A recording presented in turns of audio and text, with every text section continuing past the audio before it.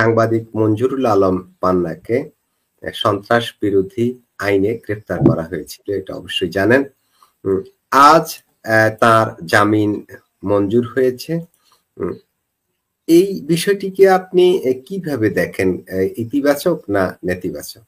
যদি আপনার মতো করে একটু ব্যাখ্যা করেন রাশেদ হায়দার ভাই। এইটা বলতে গেলে ধন্যবাদ মাসুদ ভাই এবং রফিক ভাই এবং আমাদের যারা দর্শক আছেন সকলকে আমার প্রাণঢাল অভিনন্দন এবং শুভেচ্ছা আমাদের অনুষ্ঠানটা দেখার জন্য। এই বিষয়টা বলতে গেলে আমি আপনার আগে একটা ছোট্ট একটা গল্প বলি। এটা অবশ্য বঙ্গবন্ধুর জীবনী থেকে নেওয়া একটা গল্প। সেটা হচ্ছে যে ওই 6 দফা যখন ঘোষণা করে এরপরে ওনাকে জেলে নেওয়া হয়েছে। তো জেলে নেওয়ার পরে জেল থেকে যখন বের হইলো তখন উনারে সবাই জিজ্ঞেস করলো, তুমি এত কনফিডেন্ট কিভাবে ছিলা যে তোমার জামিন হয়ে যাওয়া মুক্তি দিবে? উনি নাকি তখন বলছিলেন যে আমারে প্রতিদিন ইত্তেফাক পত্রিকা পড়তে দেওয়া হইতো। তৎকালীন সময় ইত্তেফাক ছিল। তো ইত্তেফাকে প্রতিদিন দেখতাম যে কোনো না কোনো একটা জায়গায় ছিদ্র থাকতো, মানে আমার আঙ্গুল 2-3 আঙ্গুল ঢুকে যায় এরকম ছিদ্র। প্রথম 6-7 দিন বুঝি নেই। এরপরে দেখি যে আস্তে আস্তে এই ছিদ্র বড়ই দিতে এক পর্যায়ে এমন হইলো যে অ্যাডভার্টাইজমেন্ট ছাড়া আর কিছু থাকে না। তখন বুঝলাম যে এই ছিদ্রের ঘটনা হচ্ছে প্রথমে ছোট ছোট আমার নিউজ যেগুলো হইতো এগুলো কাইটা দিত যাতে আমি না পড়তে পারি, তার মানে আঙ্গুল ঢুকার জায়গা। আস্তে আস্তে এত বেশি নিউজ হলো যে পুরো পত্রিকায় ফাঁকা খালি অ্যাডভার্টাইজ আছে, মানে আমি বাইরে যেতে পারবো। এইটাই ছিল আমার কনফিডেন্স। এখন এই মঞ্জুরুল আলম পান্না এবং আরেকজন আপনার যে লতিফ সিদ্দিকীকে ছাড়ছে, এখনো সম্ভবত জেলে আছেন আপনার কার্জন স্যার আছেন এবং আরেকজন আছেন ওনার নামটা ডক্টর নাজমুল হাসান কলিমুল্লাহ, এনারা সহ আর কিছু আছেন। আরেকজন আছেন ওই যে সচিব শহীদ খান। এনাদেরকে ছাড়ার পেছনে একটা ব্যাপার আছে, কারণ ইন্টারন্যাশনাল মিডিয়াতে বা মানবাধিকার সংস্থাগুলো কিন্তু এনাদের বিষয়গুলো এনাদের ধরার পর থেকে কিন্তু এরা সবার মাথা খারাপ হয়ে গেছে। মানবাধিকার সংস্থাগুলো বিভিন্ন সময় বলতে জোর জুলুম চলতেছে, এই সেই যে ধরা হচ্ছে, কোনো বিচার নাই। তো এগুলাকে যাতে মানে এই অবস্থায় না পড়তে হয় বা আরো কথাবার্তা না চলে, এই জন্য ওনাদেরকে ছাড়া হচ্ছে।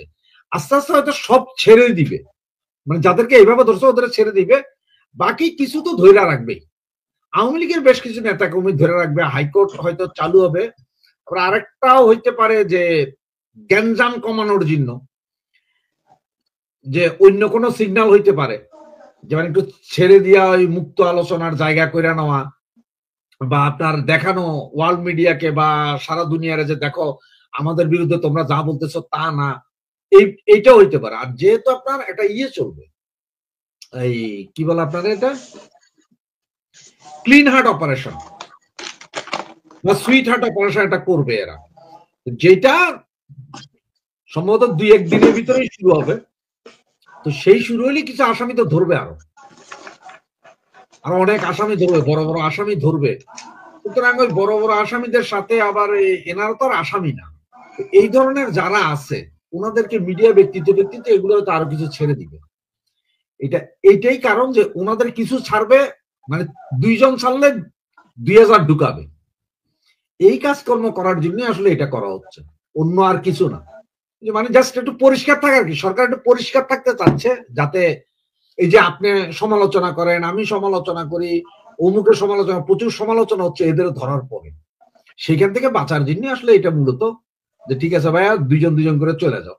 আপনারা তো দেখবেন যে সোমবার মঙ্গলবারের মানে সরকারের বিপক্ষে একটা কথা উঠছে যে কণ্ঠরোধ করা হচ্ছে, কাউকে কথা বলতে দিচ্ছে না। এই কয়েকজন অ্যারেস্ট হওয়ার পরে অনেক বেশি মাত্রায় এই কথাগুলো কিন্তু উঠে আসছিল, এটাই বুঝাতে যাচ্ছেন। ওইটাই কারণ এতদিন তো আপনার আওয়ামী লীগ ছাত্রলীগ যা ধরছে বা ইয়েটা ধরছে, ওইটা তো বলছে ভাই ফ্যাসিস্টের দোষর বা অমুক তমুক গুলা ধরছে, পলিটিক্যাল ব্যাপার। ওইটা নিয়ে খুব একটা আলোড়ন সৃষ্টি হয়, যদিও সবাই বলছে টুকটাক যে ধরেন বিনা অপরাধে ধরা এই সেই। আর এর ভিতরে অনেকগুলো মারা গেল, প্রায় 40 জনের মতো 80 জনের মতো মারা গেছে জেলে। যার কারণে আপনি জাস্ট খেয়াল করেন 7-10 দিন আগে সাব্বিরকে ছেড়ে দেওয়া হলো, ইউটিউবার সাব্বির। এরপর আজকে এনাদেরকে ঠিক আগামী সপ্তাহে দেখবেন, আগামী সপ্তাহে বৃহস্পতিবার শুক্রবারের ভেতরে এরকম 2-1 জন আরো ছাড়বে। তার মানে কি জানেন, বৃহস্পতিবার সালাটা সুবিধা আছে।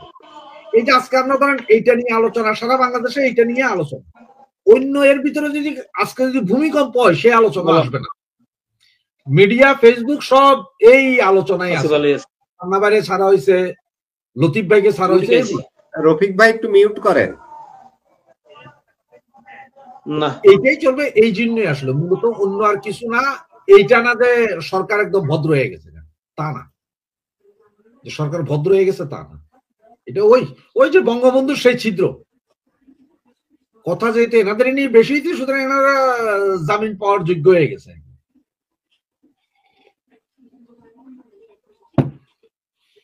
ধন্যবাদ মাসুদ ভাই। জি, আমি সাংবাদিক মঞ্জুরুল আলম পান্না ব্যাপক আলোচিত একজন সাংবাদিক, যিনি মানচিত্র নামে যে চ্যানেলটা চালান, সেখানে তিনি আসলে সরকারেরই অনেক বেশি সমালোচনা করতেন। সাংবাদিকদের কাজই তো এটা।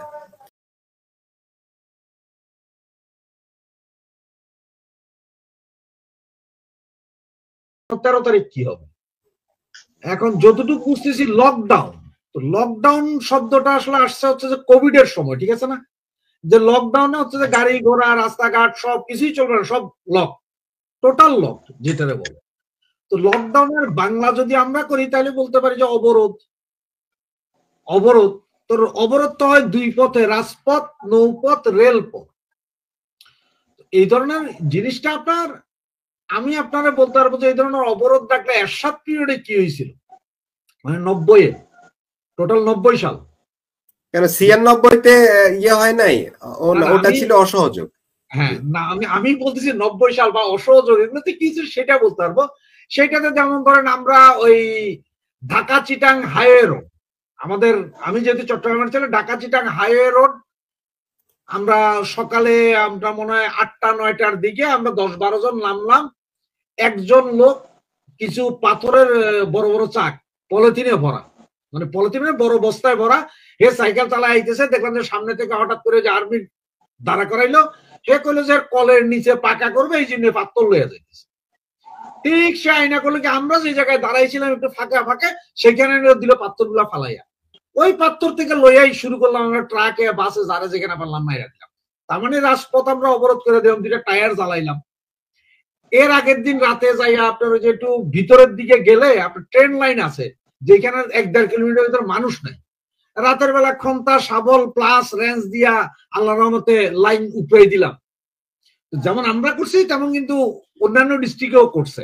আর নৌপথটা খুব টেকনিক্যাল বিষয়, ওটা করা যায় না, ওটা খুব হাই। এছাড়া আপনার ধরেন যে রিক্সার গ্যারেজ, ট্যাক্সি গ্যারেজে যাই আমরা হুমকি ধমকি দিছি, বন্ধ করে দিবা, কালকে চলবে না, গাড়ির চাকা ঘুরবে না। এগুলো করলেই তখন দেখা যাচ্ছে ইয়ে হয়ে যেত কি, অবরোধ সফল। এখন এটা হচ্ছে যে ভাই টাফ জিনিস, কারণ তখনকার রাজনীতি আর এখনকার রাজনীতি মিলাইতে পারবেন না, এটার কোনো মিলানের ইয়ে নাই। কারণ তখন যাই হয়েছে তখন কিন্তু মব হয় নাই, মব হয় নাই যে মানে আপনার মবের ভয়ে লোকজন রাস্তাঘাটে বাইরে হবে না। তখন আপনার এইভাবে পুলিশ মাইরা ঝুলানো হয় নাই, সেনাবাহিনী ট্যাঙ্কে উইটা ওই ট্যাঙ্কের উপর থেকে থেকে আপনার এই সরকারি দলের গুলি করা হয় নাই। ভাইরাস কিন্তু তখন কিন্তু সেনাবাহিনী অনেক প্রচন্ড সামরিক শাসন ভাই, পুরা সেনাবাহিনী রাস্তার কোনায় কোনায়। তো এখন এই যে গত বছর যে আন্দোলন হলো, সেই আন্দোলনে জ্বালাও পোড়াও হত্যা পুলিশ লটকায় দেওয়া এগুলো তো হয় নাই। সুতরাং এই ধরনের মুভমেন্ট এখন চলে আসছে। মানে যেমন আগে আমরা ব্যবহার করতাম বাটাম ফোন, পরে আসলো আপনার এই যে বিভিন্ন স্মার্টফোন, এখন আমরা কথা বলি কত সুন্দর, ঘন্টার পর ঘন্টা, কিছু হয় না। তো আগের আন্দোলন ছিল একরকম, আর এখনকার আন্দোলন হচ্ছে নৃশংস নিদারুণ আন্দোলন। আর নিদারুণ আন্দোলন করতে পারলে ওরা দাঁড়াইতে পারবে, আর যদি না পারে তাহলে দাঁড়াইতে পারবে না। সুতরাং এটা আসলে কেমনে কি করবে বা কি হবে, এইটার বিষয়ে কোনো আওয়ামী লীগ নেতারা ডাইকাই না যদি জিজ্ঞেস করা যাইতো, তাইলে উনি তো পরিষ্কার আপনার একটা ধারণা দিতে পারতো আমরা এই করবো। এছাড়া আমরা কি ধারণা দিই? আমি যদি মাসুদ ভাই একটা কথা বলে, একটু ছোট্ট কথা, আমি ধারণা দিলে তখন বলে যে ভাই ওইখানে বয়ে বয়ে লম্বা লম্বা কথা কেন, বাংলাদেশে এসে আন্দোলন করে দেখেন। আরে বাবারে, আমাকে বয়স হয়ে গেছে, আমাদের যখন আন্দোলনের যুগ ছিল তখন আমরা করছি, এখন আপনাদের যুগ, কারণ আমরা তো এই আন্দোলনের সাথে পরিচিত না। এখনকার যে আন্দোলন এগুলোর সাথে আমরা পরিচিত না, এটা হচ্ছে মূল বিষয়। জি রাশেদ হায়দার ভাই, ওই যে যে কথাটা আপনি আগেও একবার বলছিলেন, আমাদের রফিক ভাই কথাটা তুলেছিল, আমি আপনার কাছ থেকে এটাকে আর একটু ডিটেলে একটু শুনতে চাইবো। সেটা হচ্ছে সোজা আঙ্গুলে ঘি না উঠলে বাঁকা করব, ঘি আমাদের লাগবেই। জামাতে ইসলামের নায়েবে আমির ডাক্তার আব্দুল্লাহ মোহাম্মদ তাহের, এই যে ঘি আমাদের লাগবেই, এই বিষয়ে একটু আপনার কাছ থেকে জানতে চাইবো, আসলে কি পরিমাণ ঘি দরকার জামাতে ইসলামে? ওনারা জামাত ইসলাম এমন একটা দল, তারা সরকারের ছত্রছায়ায় না থাকতে পারলে তাদের দল বলে আসলে কিছুই থাকে না। তারা এই পর্যন্ত যতবার ঘি আমাদের লাগবেই। 2 নম্বর কথা, সময় ক্ষেপণ, এই চালাকি আপনাদেরকে বিপদে ফেলাবে ইনশাআল্লাহ। গণভোট, নির্বাচন, সোজা আঙ্গুলে যদি ঘি না ওঠে আঙ্গুল বাঁকা করব। ঘি আমাদের লাগবেই। 2 নম্বর কথা, উনি একটু টেকনিক্যালি ভদ্র ভাষায় বলছেন যে সোজা আঙ্গুলে ঘি না উঠলে আঙ্গুল বাঁকা করব। তো ওনাদের এই বি টিমটা এনসিপি, আসিফ মাহমুদ সজীব ভাইয়ের কথা মনে আছে যে আন্দোলন যদি আমরা ব্যর্থ হয়ে যাই তাহলে আমরা সশস্ত্র আন্দোলন করতাম। তো সশস্ত্র আন্দোলনের অস্ত্র পাইতে কই, মানে তাদের সব জোগাড় ছিল। এখন সোজা আঙ্গুলে যদি ঘি না উঠে তাহলে ওনারা সশস্ত্র হবেন, নর্মাল কথা আপনার বুঝতে হবে। আর সরকারের ছত্রছায়া থেকে ওনারা থাকতে হবে, ওনারা 10 বছর মিনিমাম থাকার একটা প্ল্যানিং আছে। তো গণভোট দিয়া, গণভোটে হানা ভোট হয়ে যাবে, হানা ভোট হইলে এবার বিপ্লবী সরকার সাইন করবে কে? বলবে যে ওই ইনুস সাহেব, উনি তো 50 বছর থাকতে চান, 135 বছর বয়স পর্যন্ত, উনি হবেন যে আপনার ফেরাউনেরও আব্বা। তো ওইভাবে থাকতে চাইতেছে না, কিন্তু ওইটাই ঘি আর কি, যে ঘি আমাদের লাগবে। তোমরা যত যাই কিছু বলো, বিএনপি ওই নমিনেশন দিয়া দাও। এখনো কি নির্বাচন ডেট ঘোষণা করছে? তার আগে কেমনে নমিনেশন দেয়? এনসিপি নমিনেশন দেয়, হেরা নমিনেশন দেয়, জামাত নমিনেশন দেয় না, ওরা বলছে 300টা প্রার্থী ঠিক। এটা তো নমিনেশনে দিয়ে দিচ্ছে। আপনি বুঝেন টেকনিকটা একটু। এইটা হচ্ছে কাহিনী, যে মানে ওই যে সোজা আঙ্গুল না বেকা আঙ্গুল, মানে হচ্ছে যে আমরা আরেকটা ইসলামী বিপ্লব করবো। কারণ উনি এর আগেই কইছেন 50,000 গেরিলা আছে ওনাদের কাছে, 50 লাখ, 25 লাখ গাছবেতল হিন্দ করার জন্য পাঠায়, 25 লাখ দেশ সে থাকবে।